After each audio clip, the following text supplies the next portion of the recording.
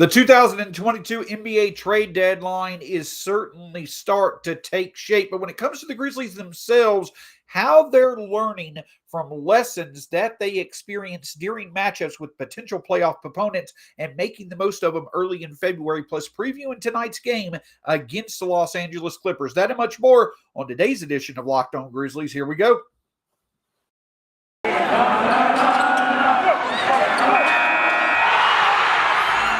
Locked On Grizzlies, your daily Memphis Grizzlies podcast. Part of the Locked On Podcast Network, your team every day.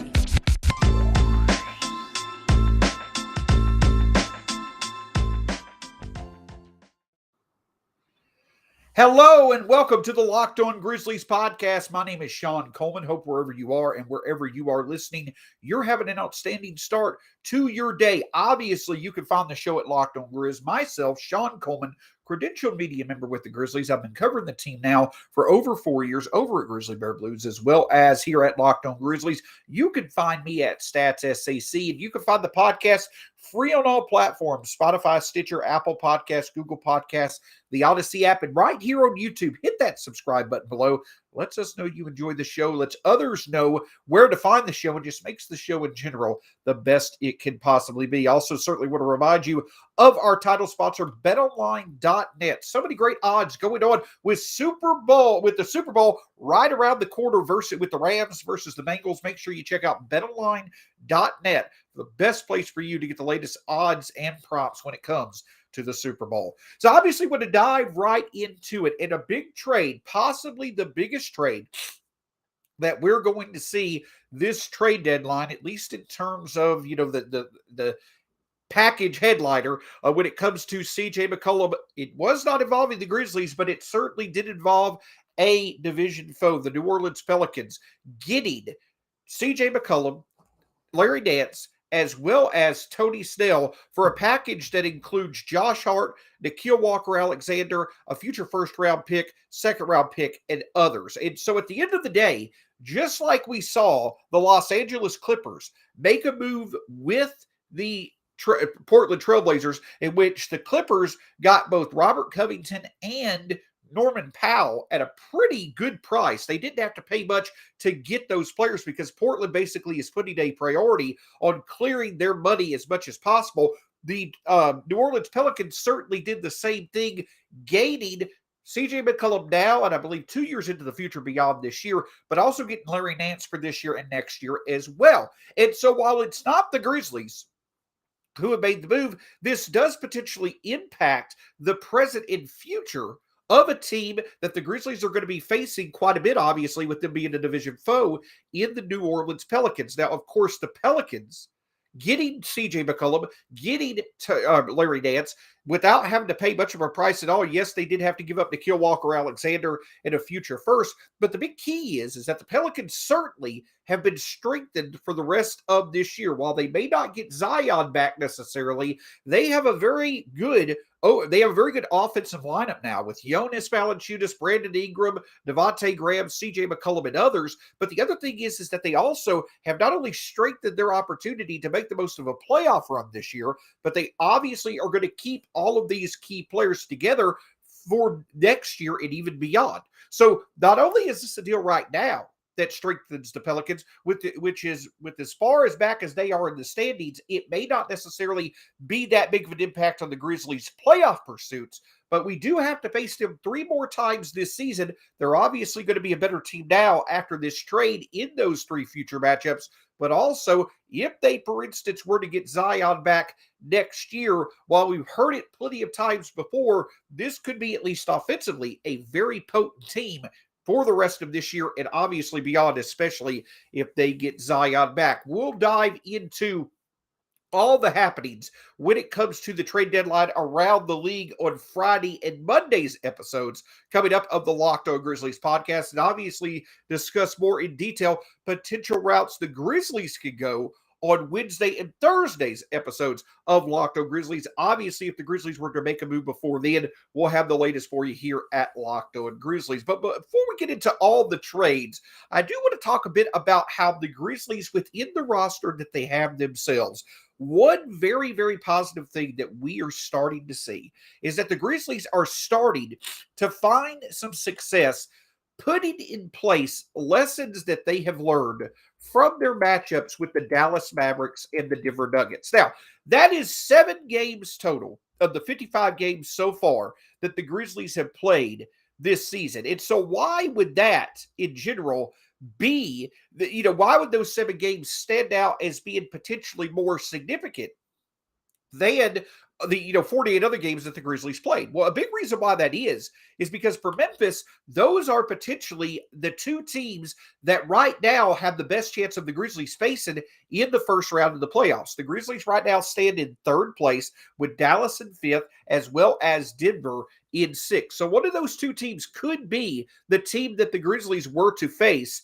in the first round of the playoffs. And both teams also potentially could see significant upgrades in their personnel before we arrive to the playoffs. Dallas obviously seems to be a team that could be very active for a significant move before the trade deadline. And Denver, of course, is hoping to have both Jamal Murray and Michael Porter Jr. back to utilize on their roster by the time the playoffs roll around. So these are 2 very potent teams that the Grizzlies are going to be facing. Sure, the Grizzlies have a very good chance of being able to get past both those teams to get to the second round of the playoffs, but there's specific things that they're going to have to do that they've done in going 3-0 against Denver, but that they've struggled to do in going 1-3 against Dallas. And what that particularly, the spotlight that is shined on more than anything is how the Grizzlies are winning so many of their games. They're winning it through production in the paint, through hustle, and through offensive rebounds. But the key is that in these 7 games against Dallas and Denver, those avenues, those advantages, those strengths for the Grizzlies, they really didn't have that big of an impact overall on their success against Dallas and Denver. For instance, the Grizzlies lead the league in nearly each and every one of these categories. And against Dallas, they performed at those levels. They performed as they do per game at a league-leading level. They produced the same production rates in terms of offensive rebounds, points off turnovers, points in the paint. They did the same thing against Dallas that they've done all season long to lead the league. But the problem is that against Dallas, the Grizzlies only shot 25% from 3. They are 29 of 112 overall from 3 in the 4 games against Dallas this year. Over that time, Dallas made 15 more threes than the Grizzlies did. And that's what wound up being the significant difference for Dallas to beat the Grizzlies in 3 out of 4 games, despite the fact that the Grizzlies were able to find their success through offensive rebounds, hustle, and points in the paint. What this means is that the way that the Grizzlies are winning games right now in the regular season, it's fine. They need to do that all that they can in order to win ball games so that they can get in the best position possible when it comes to the playoffs. But when it comes to them being able to do things that's going to help them advance in the playoffs, shooting the 3 as well as self-creation are going to be important. The Grizzlies struggled to shoot the 3. Again, they had 15 less threes over 4 games than Dallas, and they also struggled when it came to finding their shot consistently based off creating their own shot. They struggled in those areas, but succeeded in the hustle and in the paint and off turnovers. So that formula, struggling with the 3, struggling in self-creation, but excelling through, getting points in the paint, off the hustle and off turnovers, that was their formula against Dallas. It led to 3 out of 4 losses. But against Denver, the formula switched up.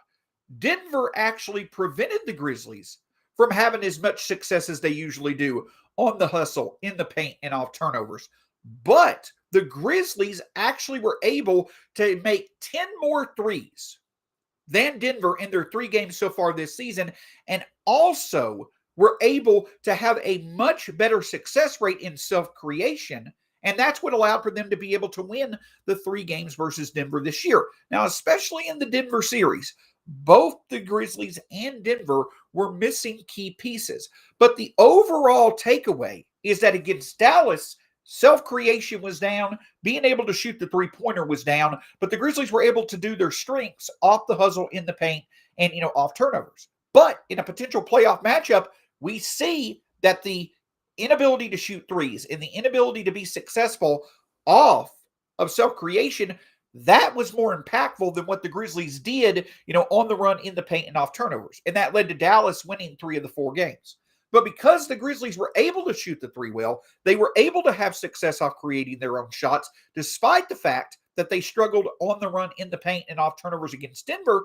They were able to win that game, the season series so far against Denver. So the key takeaway is that while the Grizzlies are winning many games off on hustle, in the paint, and off turnovers, when it comes to potential playoff matchups, their success from three and success in self-creation may be more impactful to help them win games in the playoffs. We'll go further with that in just a moment. But before we do, I want to talk with you a bit about TurboTax. People think unusual circumstances mean complicated taxes, but for TurboTax Live experts, that's what makes things interesting. We all have unique lives. Whether you invested in crypto for the first time this year, own an up-and-coming small business, or are raising rambunctious twins, luckily TurboTax Live has experts who can answer your tax questions, walk you through the whole process, or do your taxes for you from start to finish. They help you get every deduction you deserve, no matter your unique situation. And you can talk to a TurboTax Live expert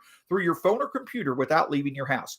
TurboTax Live experts are here to help you whenever you need. And if you need an extra hand your taxes off to them, and they'll do it all for you. The TurboTax Live experts, an interesting life can mean an even greater refund. Visit TurboTax.com to learn more. You do your thing, they've got your taxes. Intuit TurboTax Live.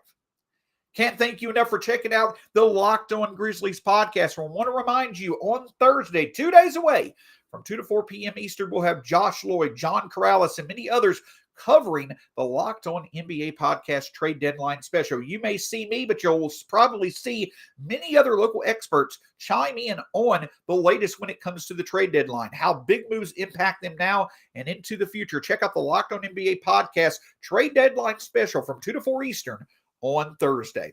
So obviously, talking in the first segment about lessons learned for the Grizzlies from their 7 games against their 2 potential playoff matchups in both Denver and Dallas. And a couple of things need to be understood. It's far too early. They're still 2 months away for us to really get into, potential individual and playoff matchups specifically.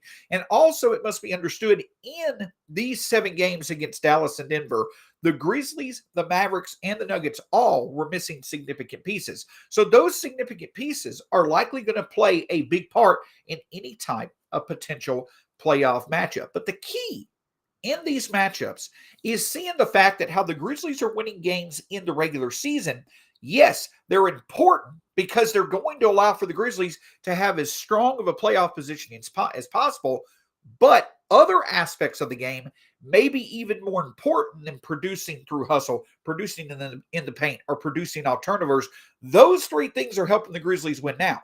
But shooting the three, self-creation, and good passing may actually be more beneficial to the Grizzlies in advancing in the playoffs. And these season matchups so far certainly seem to mirror that philosophy. Against Dallas, the Grizzlies were able to find their success, through hustle, through in the paint, off turnovers. They were able to have success off of those avenues, but they struggled shooting the three, and they struggled when it came to creating their own shots. The result was losing 3 out of 4 to Dallas. But meanwhile, against Denver, the Grizzlies struggled producing off hustle, producing in the paint, and producing off turnovers compared to their regular numbers this season.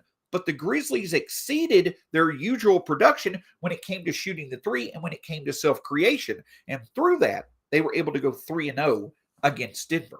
So those aspects of things, shooting and defending the three, being able to create, being able to be productive at creating your own shot in the half court, but also passing, those are very, very important things for the Grizzlies to do. For instance, take this stat just for what it's worth.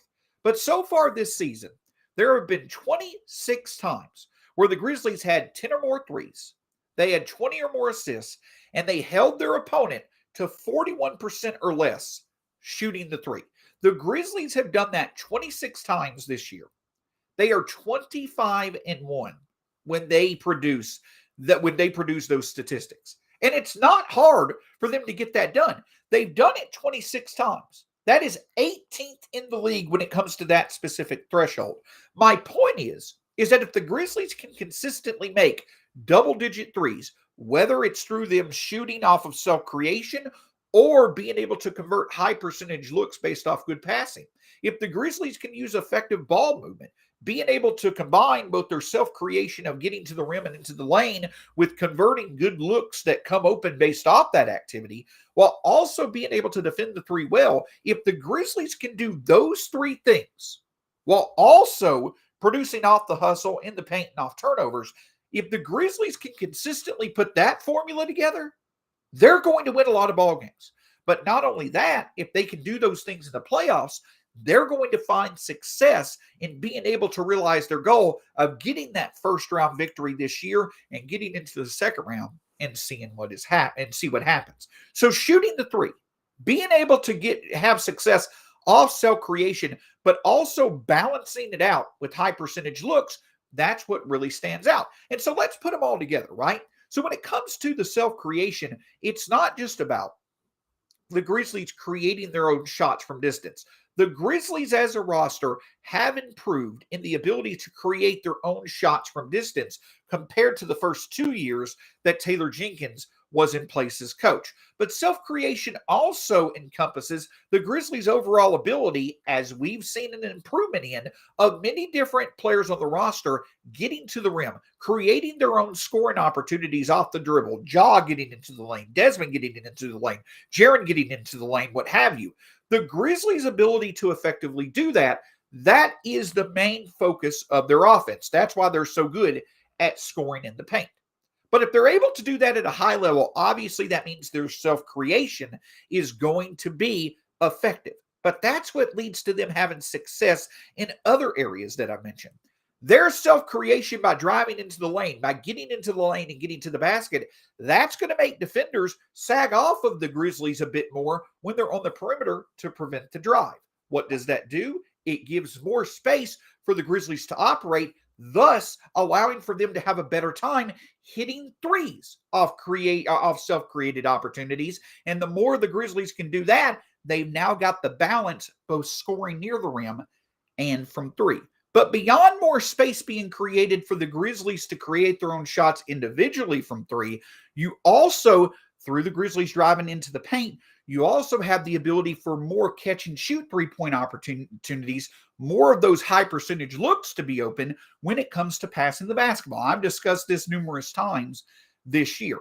But if the Grizzlies can find a high success rate driving to the rim and converting opportunities, getting to the free throw line, and then it presents opportunities for them to either through a pass create high percentage looks from three, or gives them more space to operate with to create their own shot from three, that provides the Grizzlies with offensive balance. And through that, they're able to get those 20-plus assists because they're able to convert high percentage opportunities. The space that they have to work with and the high percentage looks off passes from three will allow for them to have a better time getting those 10-plus threes. And so now you're seeing the offensive balance really start to improve. And you've seen some improvements in these areas in the month of February. Over their past 10 games, 5 out of those 10 games, the Grizzlies have shot 39% or better from three in 5 of their last 10 games. In their 15 previous games, despite how much they were winning, the Grizzlies only had one game where they shot 39% or better. Again, over their past 25 games total, the Grizzlies have shot 39% or better from three only 6 times. In the first 15 games of that 25-game time span, they did it once. In the last 10 games of that 25-game time span, they've done it 5 times. And a big reason why is despite Desmond Bane, despite Tyus Jones being out, and despite Ja Morant kind of dropping back a bit when it comes to his three-point shooting, both DeAnthony Melton and Jaren Jackson Jr. have really found their grooves over the past 10 games when it comes to shooting the three. Zaire Williams turning into a corner three-point specialist, if you will. Him finding his role. That has helped out. The Grizzlies are starting to incrementally improve when it comes to their three-point shooting because players up and down the roster are starting to find their grooves when it comes to their shots. Now, if you can get Desmond and Tyus going and get Ja going again, you now have the Grizzlies getting contributions up and down the roster, hitting threes, which will make their ability to hit double-digit threes more consistent. That's what stands out. That is the lessons that are learned. Throw in the fact also that the Grizzlies have 2+ games with 30 or more assists for only the second time this year, and you're starting to see the Grizzlies get into a groove where they're passing the ball well, they're converting high percentage opportunities, and even if Ja or Desmond or some or other reliable offensive pieces are not having their best games, the rest of the roster is picking up the production through good passing, through good shot making, and that's what you're going to need to be able to win games in the playoffs. So lessons learned from their potential playoff opponents this year when it comes to improving self-creation, improving ball movement, and improving three-point shot opportunities. Those are 3 areas for the Grizzlies to consistently get better at over the next few months, where you're starting to see incremental improvements that hopefully will continue for the Grizzlies to be in the best spot they can be. But that starts with their next game, and that's tonight with the Los Angeles Clippers coming to town. The Grizzlies welcome the Clippers for the 4th time this season, and again, it's a new look for a roster that has gone through a lot of change. How might the Grizzlies find success? We'll discuss that in just a moment. But before we do, I want to talk with you about BetOnline, which has you covered this season with more props, odds, and lines than ever before, as the Super Bowl is here. And also, of course, you've got college basketball, you've got pro basketball, you've got the NHL, you've got the UFC. So many different areas that you can bet and wager on. And BetOnline.net remains the best spot for all your sports scores, podcasts, and news this season. Don't wait to take advantage of all the new amazing offers for the 2022 season. Check out BetOnline, where the game starts. On tomorrow's edition of the Locked On Grizzlies podcast, we'll obviously have the reaction to the Grizzlies game against the Los Angeles Clippers. But then over the next 2 days, we'll really dive into some trade scenarios that could really make sense for the Grizzlies. Many different levels the Grizzlies could go. Is there a move or two out there that not only could solidify the Grizzlies roster going into the playoffs this year, but also could make sense for them beyond this year as well? We'll look at that and the Clippers game tonight on tomorrow's edition of the Locked On Grizzlies podcast. So obviously the Los Angeles Clippers at 28-27, they're right now in a playoff spot in the Western Conference. But for a team that certainly had title aspirations coming into this season in the hope that Kawhi Leonard may be back by the playoffs, though they've lost Paul George as well, and though it's still uncertain as to who might be back between George and Leonard and to what level they may be back, the Los Angeles Clippers, honestly, are one of the more impressive teams this season and go to show just how impressive of a coach Ty Lue is when it comes to his ability to get the most out of his players. The Clippers are one of the best defensive teams in the NBA and have found just enough offense to be able to find success and stay afloat in the Western Conference playoff picture despite losing many players to injury, but especially Paul George and Kawhi Leonard. And of course, the Clippers then went out recently and got some support for their offense, in which they made the deal to get Norman Powell and Robert Covington for them to utilize in different roles when it comes to the offense. And that's exactly what's going to be there tonight for the Clippers. For the Grizzlies, straightforward, the Grizzlies have the better roster going into tonight's game against the Clippers. But this is going to be a game where the Grizzlies are going to have to convert high percentage opportunities. The Clippers all season long have been a top 10 defense, flirting with a top 5 status many different times. They are very good at defending the 3, and they are very good defending the 2. The Grizzlies are going to find a tough time of being able to consistently orchestrate high percentage looks against the Clippers, or at least they're going to struggle a bit more than they usually do against other teams. But a big reason why the Grizzlies have been able to win against the Clippers this year is because the Clippers are susceptible to 2 of the Grizzlies' biggest strengths. That's offensive rebounding, where the Clippers come into tonight's game 30th in the league in terms of offensive rebounds allowed per game to the opposition, and also in terms of steals allowed. The Grizzlies lead the league in steals. The Grizzlies lead the league in offense, or have arguably the best offensive rebounder in the league.